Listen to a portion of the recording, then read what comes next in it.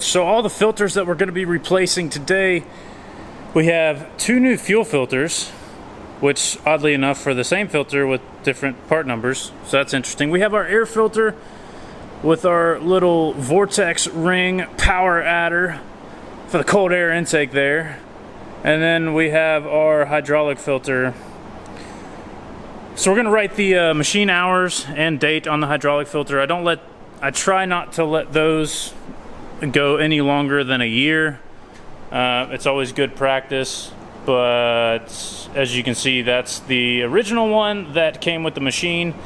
And that 57 or 56, 67 hours, we're at 5702, and that is actually an inaccurate number because there was actually a loose ground connection when I got the machine, and it stayed at 5667 for quite some time. So I found that loose ground connection, fixed that, the ops meter started working again, and since then I put about 33 hours on the machine. So typically most of the stuff I use it around here for, I crank it up, maybe let it run for a couple minutes, and then I get busy doing whatever I'm doing, and it never stays running for more than a couple minutes or so. So 56, 5,700 hours on any machine is a lot of time, especially on this with the original engine. So we're going to try to take care of all the general maintenance items that we can right now, replacing all the filters. We've already done fluid changes and things like that before, so just getting around to the filters today, and maybe I'll do a fluid swap in another month or so once it gets more into the summer.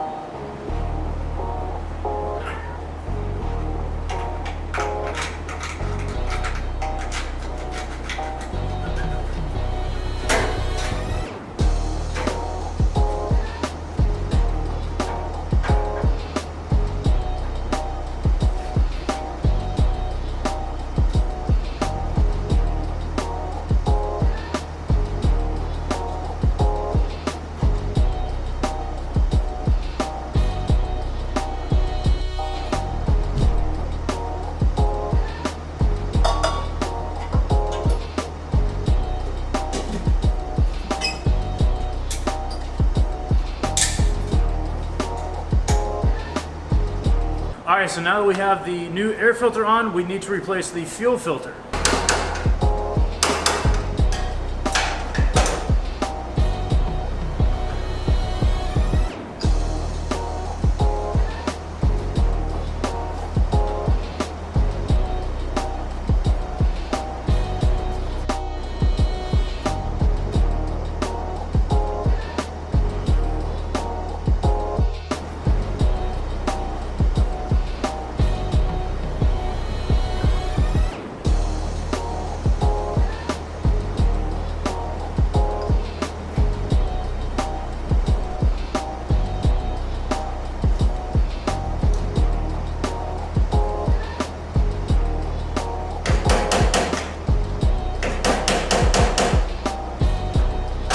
Alright, that was a quick and easy fuel filter replacement. Now that we have that out of the way, we need to replace the hydraulic oil filter. And that is just for the hydraulic fluid. There's a separate oil filter for the engine oil, which is also a separate fluid, but the hydraulic system controls the power steering, the mast up and down, the tilt, and the fork spread, as well as any other hydraulically assisted components on it. So separate oil, different type of oil, different type of oil filter. So we're gonna go ahead and replace that now.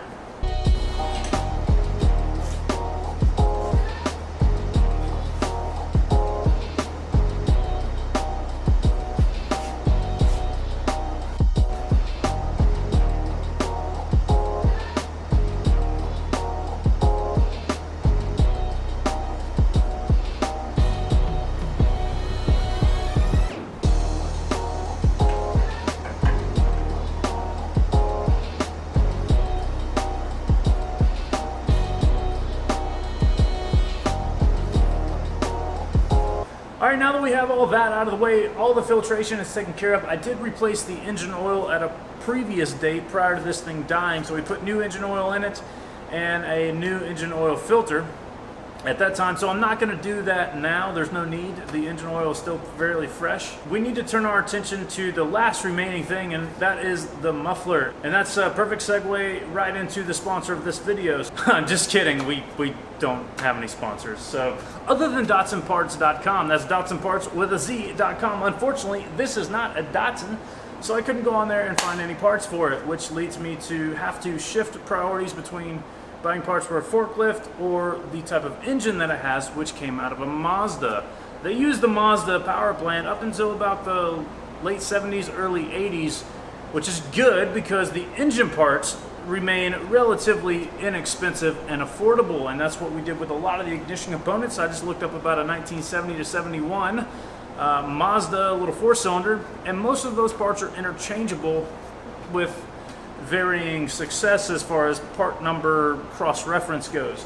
The other parts that are not interchangeable are the stuff that comes on the actual forklift itself, like that hydraulic oil filter, which we were able to cross-reference with the Yale oil filter, and I think that filter was like $15 or $20, which is absolutely ludicrous. I'm not going to spend that much money on a hydraulic oil filter. We cross-referenced it with a Wix part number, and I forget what that cost, but it was like a third of the price. So we went with that. I had to dig a little deeper for the fuel filter. That is a Yale part number fuel filter in the metal canister with the metal plumbed hard lines. And that was kind of the reason that I decided to go with an original equipment fuel filter, even though the pair of them were over $50. So, which is absurd for a inch and a half fuel filter by 1 inch diameter. That's absolutely insane. It's uncalled for and unrealistic, and it may be so expensive because nobody's buying them anymore, because this is a fairly old forklift and it's relatively it's sort of a specialty part, so I'm probably the only one who's stupid enough to buy stuff like that. I didn't want to come up with an aftermarket fuel filtration, being that all of this stuff is pretty good quality. It's metal bowl and it's metal hard lines along with metal fittings. I didn't want to cheap out and go to some type of rubber or plastic clamp or anything like that. It would have been a lot cheaper, but in the long run, I think this is a lot more durable, and we were able to cross-reference some fuel filters for that part number as well. Unfortunately, they're still stupid expensive. The air filter was typical replacement. That was fairly easy to find. I think it was 15, 20 bucks. Typical cost of an air filter, no big deal, but it does have that little vortex generator on it, so we're going to be building a whole lot more power with a clean one. I guess it helps keep the air somewhat turbulent inside. That way none of the trash or debris in a messy, dusty work environment actually makes its way to the intake of the engine. So pretty nifty design, if you ask me.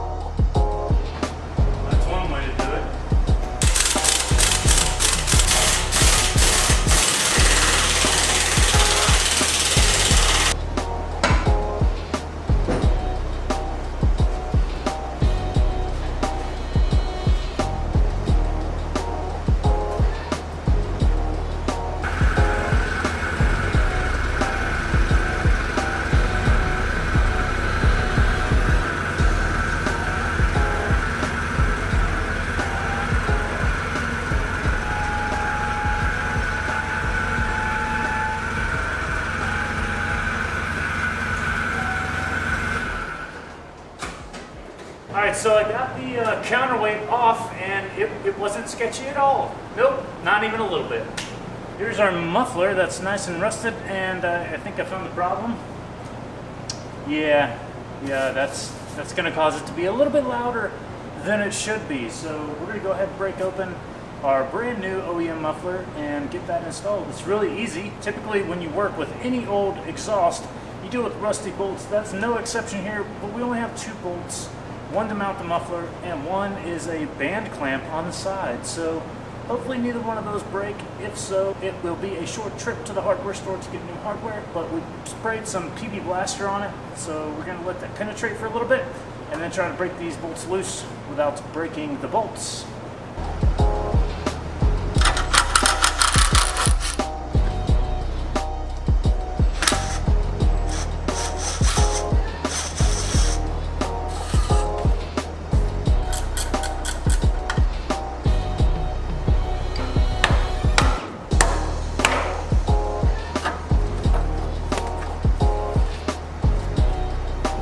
Now remember, it's not hoarding if you're saving it for later. Case in point, while we had the counterweight off, I checked out some of the Zerk fittings that probably haven't been lubed since it left the factory, let's be honest. So, because you can't get to any of that stuff unless you've got like a flexible head grease gun, which I don't. I know I haven't lubed it. And then this one was damaged, so it wouldn't take any grease. It's the shop for about 5 minutes, so I wasn't gonna spend a whole lot of time on it before I was gonna just swap out 2 Zerk fittings. This one is damaged, but I was gonna swap out a Zerk fitting, put some grease in the port that wouldn't take any with this bad one, and I managed to find a Zerk fitting in the toolbox that had probably been sitting there for 5-6 years, so it's not hoarding if you're saving it for later. And I was just saving it for today, so I'm not a hoarder.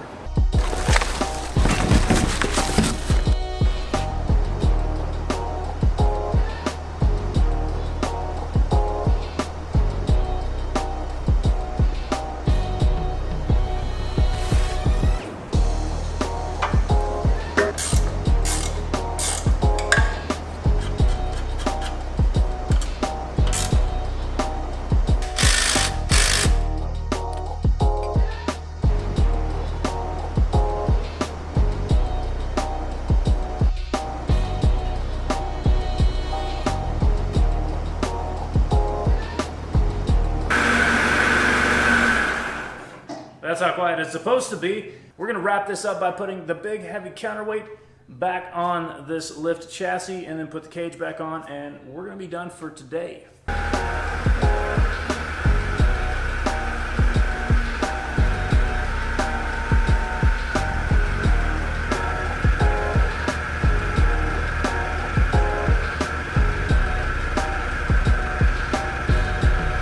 got it mounted up, and now all we gotta do is put our big massive bolts back in. There's 3 of these. There's one in the bottom, it's just a little center bolts, and then there's these 2 big massive bolts that hold it on right here. The one center bolt goes in beneath that pin, and then everything is nice and secure.